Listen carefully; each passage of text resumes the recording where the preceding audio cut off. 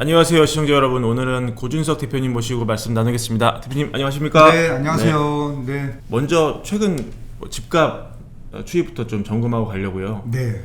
그 금매가 이제 다 소진되면서 추격 매수는 조금 안 붙는 뭐 이런 걸로 전문가들이 많이 평가를 하던데 대표님 보시는 현 시장 좀 어떠세요?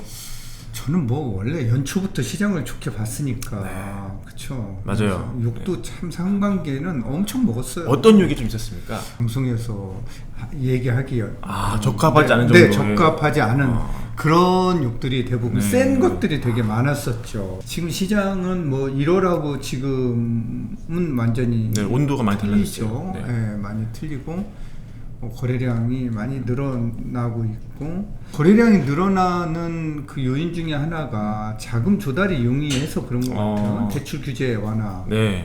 그래서 이제 실수요자들이 대출을 끼고 내 집 마련에 이제 나서고 있고, 또 1주택자들이 갈아타기 좋은 시점으로 이제 보고 있는 것 같고, 금리 리스크에 대한 그런 불확실성이 많이 또 누그러져 있고, 두 번까지 동결했을 때에도 많이 그런 리스크가 조금 저감되고 있었거든요. 근데 뭐 어제 또 그렇게 또 동결이 되니까 시장에서는 실수요자들이 이제 막 망설이던 실수요자들이 이제 시장에 들어가야 되겠다 뭐 이런 생각을 많이 하는 것 같아요. 네. 4월 거래량 보면은 3천 건이 지금 넘어서고 있거든요.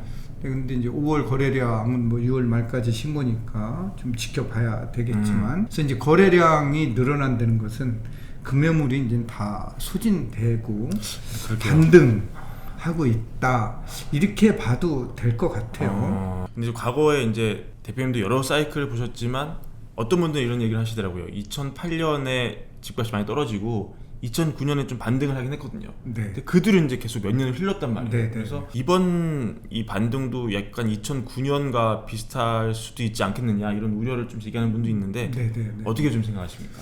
부동산은 실물 자산이잖아요. 이 실물 자산에 대한 가격을 주 단위로, 월 단위로, 뭐 1, 2년 단위로 평가하기는 굉장히 힘들어요. 그러니까 실물 자산이 어떻게 가격이 올라가느냐, 이거는 이제 우리 소득에 달렸잖아요.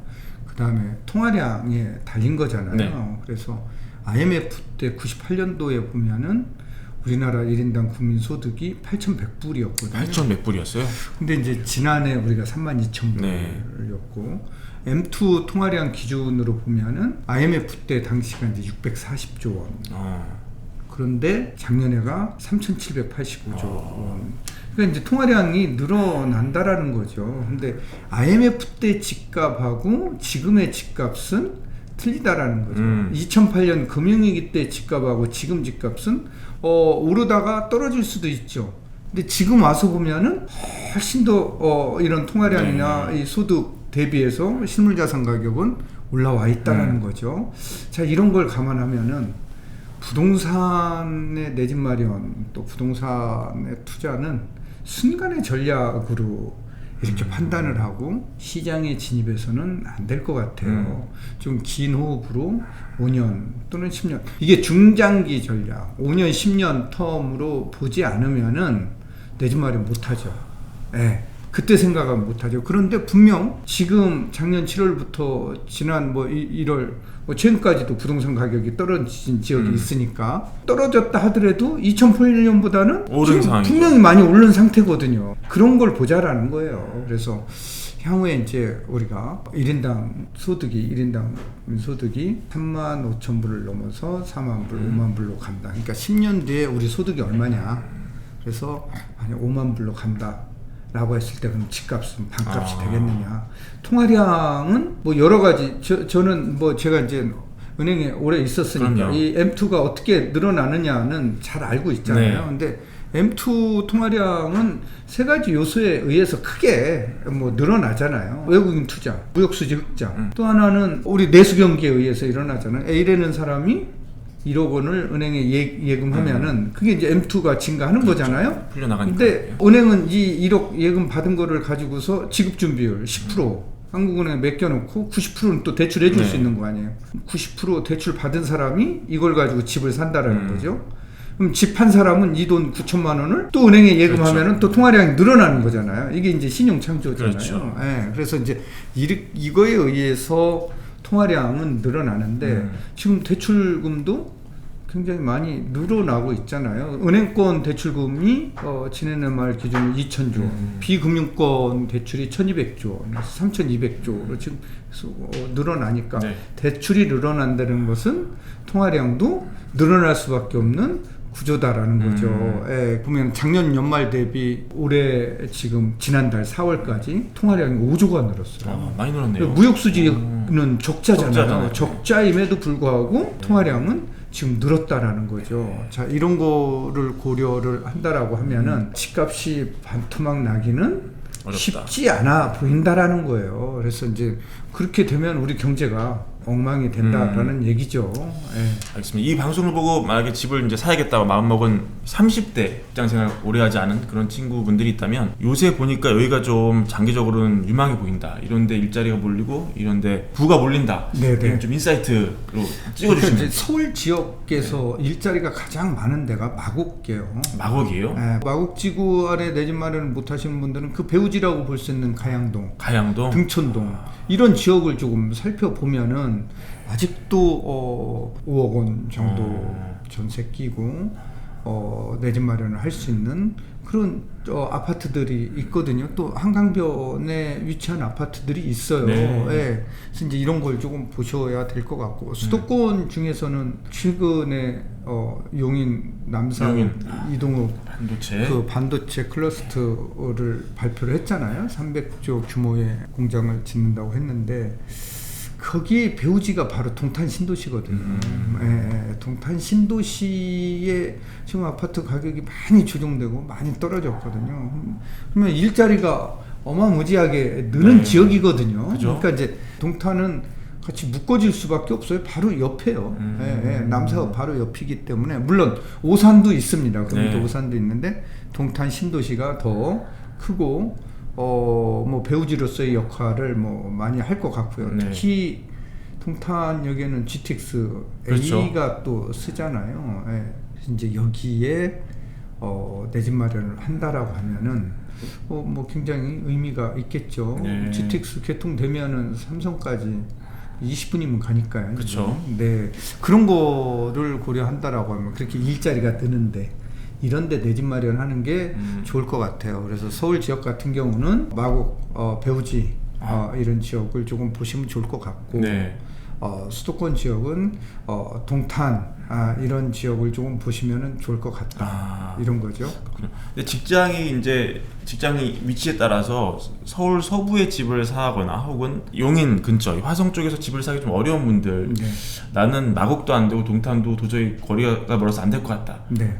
그 외 지역도 한두 개만 더 찍어주시면 좋을 것 같아요. 그런 게 있어요. 뭐 아이를 키워야 돼서 할 수 없이 처갓집 근처에, 그렇죠. 시댁 근처에 네. 집을 사는 사람들이 있어요. 특히 이제 처가가 많죠 요새는. 근데 그게 대세입니다.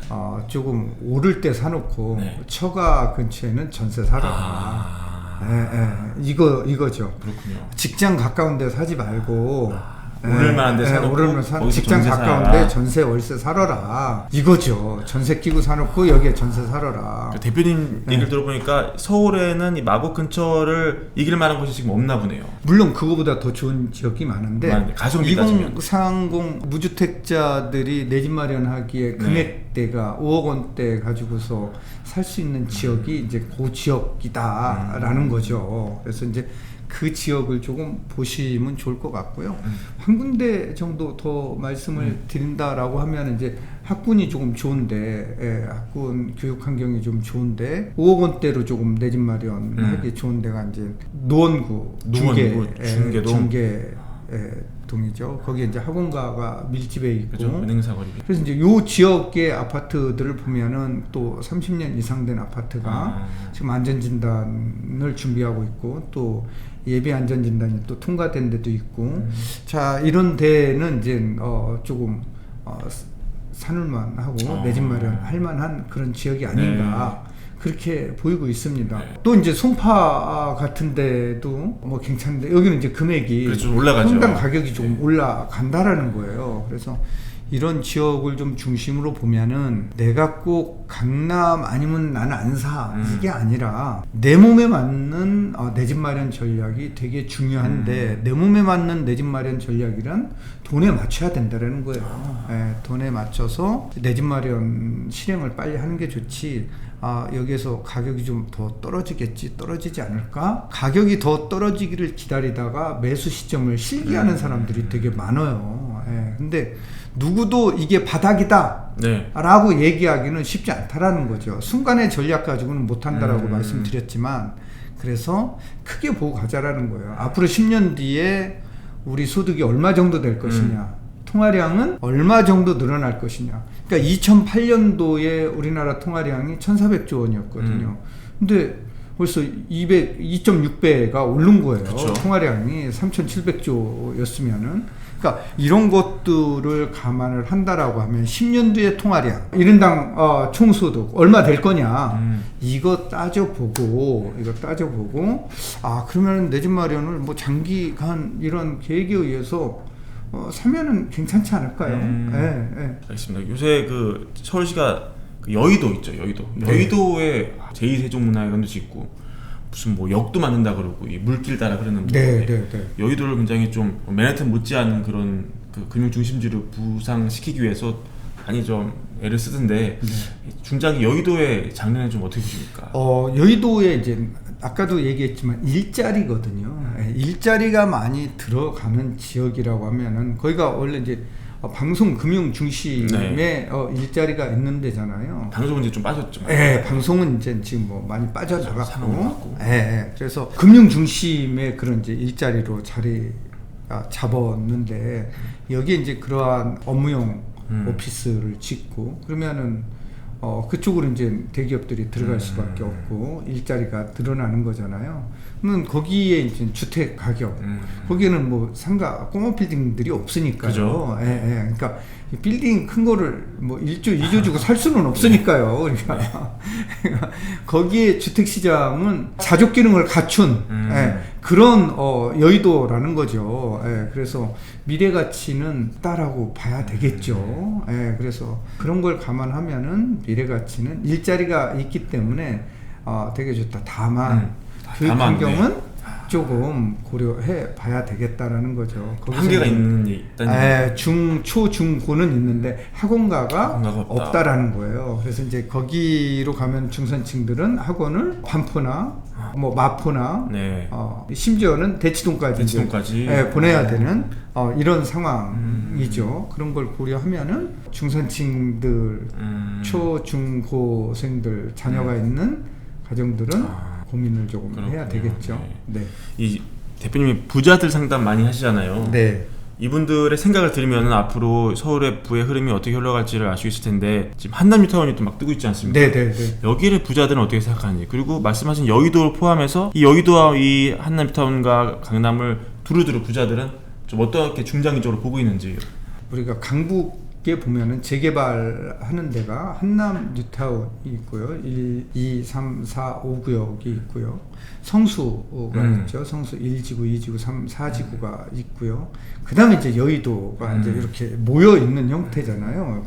한쪽은 이제 여의도는 재건축을 하는 거고, 여기는 이제 재개발을 하는 데인데 가장 주거 지역으로서 이제 좋고 강남 접근성이 가장 좋은 데가 이제 한남으로 꼽고, 한남에는 이미 한남 더 힐이라든가 나인홈이 한남 이렇게 들어가 있는데 여기에 지금 현재 집값들이 평당가가 강남 수준하고 비슷하다라는 거예요. 지금 한강변에 있는 뭐 반포나 압구정동에 있는 집값들하고 비슷하기 때문에 한남이 좋은데 한남도 학교가 좀 부족하잖아요. 그렇죠. 학원이 이제 부족해서 거기도 이제 압구정이나 반포로 이제 학원을 보내야 되는 이런 상황. 또 성수도 뭐 똑같은 그런 상황.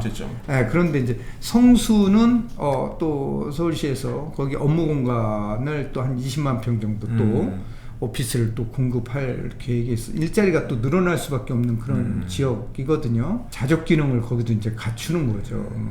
그래서 거기에 보면은 트리마제 같은 경우도 네. 가격이 1억 선에 육박하고 있거든요.